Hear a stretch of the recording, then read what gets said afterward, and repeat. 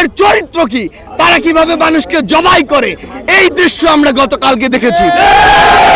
যারা আমার ভাইকে হত্যা করেছে তাদেরকে যদি গ্রেফতার করে দৃষ্টান্তমূলক শাস্তি না দেওয়া হয়, তাহলে পুরো বাংলাদেশের এই যে ছাত্র জনতা একসাথে সরকারের বিরুদ্ধে তাদের জায়গা থেকে প্রতিবাদ জানাবে।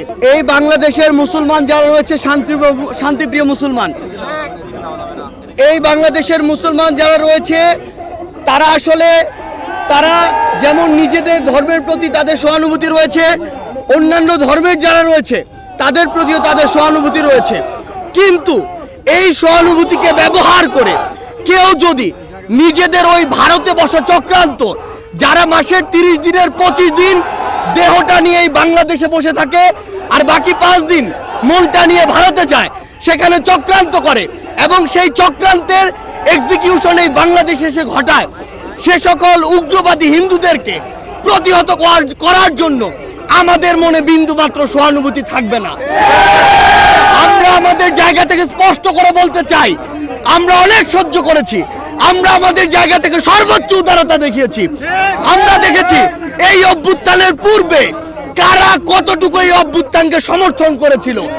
আমরা দেখেছি এই বাংলাদেশ থেকে শেখ হাসিনা পালিয়ে যাওয়ার পরে কাদের মন সবচেয়ে বেশি খারাপ হয়েছে। আমরা আমাদের জায়গা থেকে স্পষ্ট দেখেছি, যখন এই বাংলাদেশে অভ্যুত্থান পরবর্তী সময় একটি অস্থিতিশীল পরিবেশ হওয়ার কথা ছিল, তখন কিভাবে আমাদের এই মাদ্রাসার ভাইরা ওই মন্দিরে গিয়ে পাহারা দিয়েছে, কিভাবে 5ই আগস্ট রাতে সারা রাত ওই মন্দির পাহারা দিয়ে সকালে ফজরের নামাজ তার সামনে রাস্তায় পড়েছে।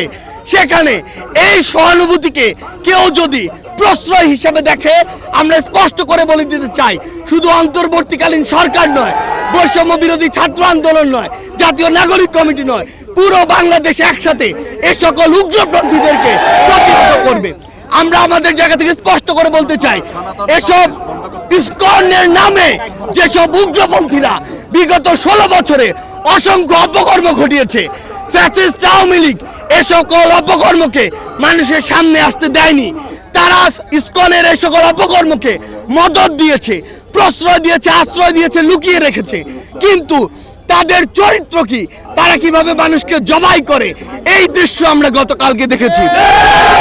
আমরা আমাদের জায়গা থেকে স্পষ্ট করে বলতে চাই, বাংলাদেশের মানুষ যেমন সকল ধর্মের প্রতি সহানুভূতিশীল, একইভাবে সকল উগ্রবাদীদের বিপক্ষে তাদের রক্ত গরম হয়ে সর্বোচ্চ অবস্থানে যেতে, তাদের বিরুদ্ধে দাঁড়াতে, তাদের প্রতিহত করতে বিন্দুমাত্র দ্বিধা করবে না। আমরা আমাদের জায়গা থেকে সরকারকে স্পষ্ট করে বলতে চাই, যারা আমার ভাইকে হত্যা করেছে তাদেরকে যদি গ্রেফতার করে দৃষ্টান্তমূলক শাস্তি না দেওয়া হয়, তাহলে পুরো বাংলাদেশের এই যে ছাত্র জনতা একসাথে সরকারের বিরুদ্ধে তাদের জায়গা থেকে প্রতিবাদ জানাবে।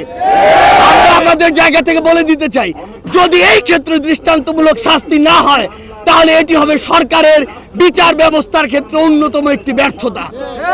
আমাদের জায়গা থেকে স্পষ্ট কথা, এই যারা ইসকন নামের যারা এই উগ্রপন্থী একটি মনোভাব বাংলাদেশে ছড়াচ্ছে, হিন্দুত্ববাদী মনোভাব বাংলাদেশে ছড়াচ্ছে, তাদেরকে অবিলম্বে নিষিদ্ধ করে বাংলাদেশের স্থিতিশীলতার জন্য, শান্তিপূর্ণ পরিবেশের জন্য তাদেরকে অবিলম্বে নিষিদ্ধ করতে হবে।